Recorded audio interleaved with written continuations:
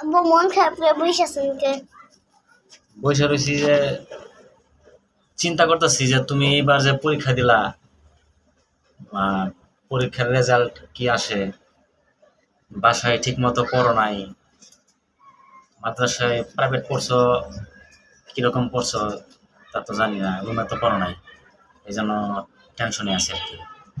ভালোই পরীক্ষা দিছি কুরথুম।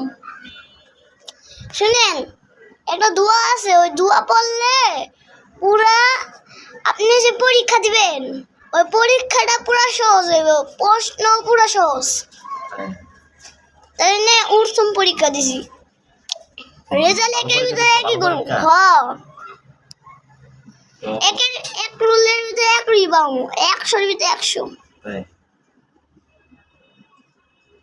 তো চিন্তা করবো না।